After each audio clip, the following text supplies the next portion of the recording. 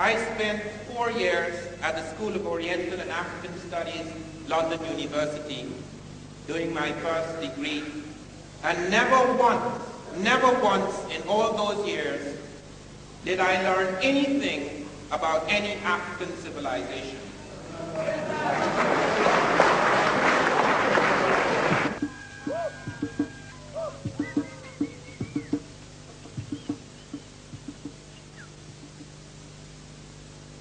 Anthropology has for a long time had a love affair with the primitive. And the great interest, almost exclusive interest, has been on that little man living on the edge of the world. And I know about that little man because I'm a primitive.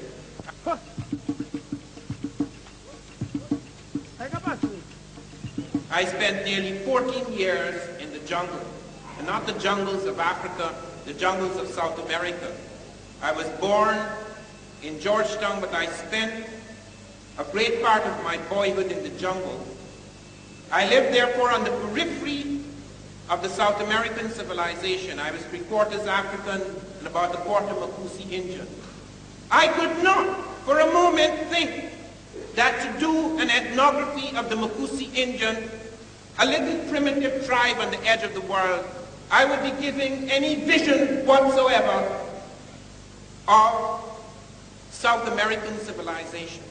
I little knew then that behind me lay Machu Picchu, a city carved out of sheer rock, calling for the engineering ingenuity unparalleled in Europe at the time. I little knew that the Makusi had cousins with the Mexicans, and I'm not talking about shrunken Mexico of today. I'm talking about Mexico when it was the center and core of Native American civilization. And Columbus himself never saw that Mexico. Columbus wandered on the edge or periphery of America. Columbus, in fact, never once set his foot on the American continent. Even within recent history, the recent recorded history of the world, of the Americas, of Africa, we are faced with massive delusions. And the object of this conference here, the mission of the scholars who have come to this conference, is to put an end, at least the beginning of an end, to this madness.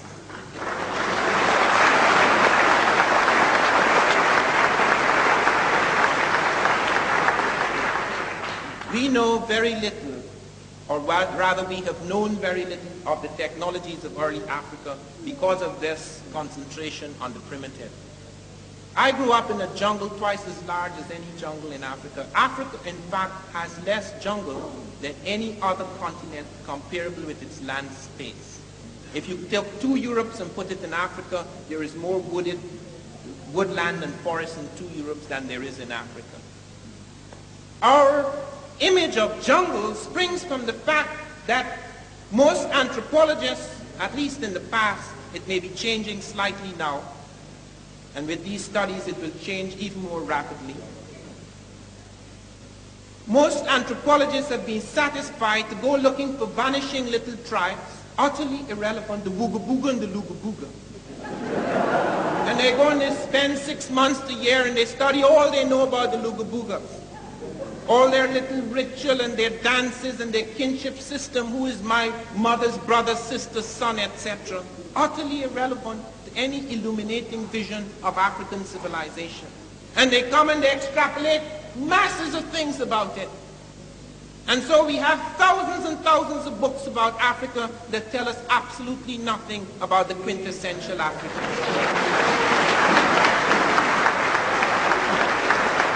This has been the case for at least 5 centuries. It is only within the last 5 years that we have had discoveries that make us aware of what is happening in Africa. Only within the last few years, 5 to 15 years. Only a few men have come forward and have given us this vision. Because even many of our so-called African scholars are so Europeanized that they merely repeat and echo what they have discovered. And I'm not using the word Europeanized in a racial sense. I too, like Sheikh Anta Diop, can claim perhaps with even more justification, that I have not a racist streak in my being. I am saying this because it is true. And I'm saying it because I believe in what I call the Eurocentric and Afrocentric visions. It has nothing to do with color or skin. It's a state of mind. It's a state of consciousness. It is just a tragedy and a truth that most people who have Eurocentric consciousness happen to be white. But this is also true of a great many of our blacks. And I speak having traveled throughout the black world. A great many of our people have no conception whatsoever of where they come from, what is going on, and where they're going. And I have heard many of my people say, we have to start from scratch. Let us admit we did nothing. Even in the tongue-in-cheek poetry of Césaire, though Césaire is a great poet, and he never meant it in that sense. We who explored nothing, we who invented nothing. This is far, far from the truth. Just a few years ago in 1978, two American scientists, Schmidt and Avery, discovered that Africans were smelting steel 1,500 to 2,000 years ago in Tanzania. They were smelting it in a machine that was using a semiconductor technology unknown until the 20th century. They were making steel at 1,850 degrees centigrade. No machine, no iron smelting machine in Europe or anywhere else had achieved those temperatures. The highest recorded in Europe was about 1,620 degrees centigrade in a second century furnace, Roman draft furnace. And not only that, not only they found Africans were producing a fine bloom of carbon steel, they were doing it in a single stage, so that even in the middle of the 19th century, when George Wilhelm Siemens, the German, found a method for mass producing steel, the European process in the mid-19th century involved two stages, whereas the African process involved just one. They were using iron crystallization process in order to produce that steel. And they were doing it not only more efficiently, not only were they producing a finer bloom of steel, but they were doing it using less fuel. The Africans were forced very early into fuel-saving technology. These things have only recently come to light, and they have changed our understanding of what really happened in the ancient world. And right in that area where you see these little shattered villages, that is where an industrial site had grown up 1,500 years ago. We are often told about how we were dragged out of the bush and how colonization lifted us up. Few of us are aware. We are aware of what happened to the transplanted black, but very few of us are aware what happened to Africa itself.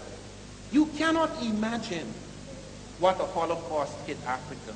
You cannot imagine what it is to take about 100 million people, the youngest people, and rip them out of the heart and core of a continent, the disintegration of family networks, the tremendous things that fell on Africa, the disease in one area in Tanzania. There were 5 million head of cattle. Europeans came in, introduced rinderpest, not deliberately, but they introduced it nevertheless.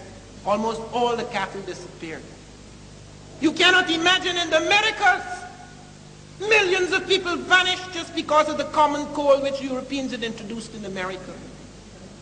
You are not aware of the massive destruction of civilization, so that people could mock us now and say, are you talking about all the great things that you did? If you did all of these great things, why are you not great now? What has happened to you? Why are you so broken and shattered and fragmented and lost? Why do you feel so inferior? We feel inferior and fragmented because we have lost a sense of the wholeness of our history.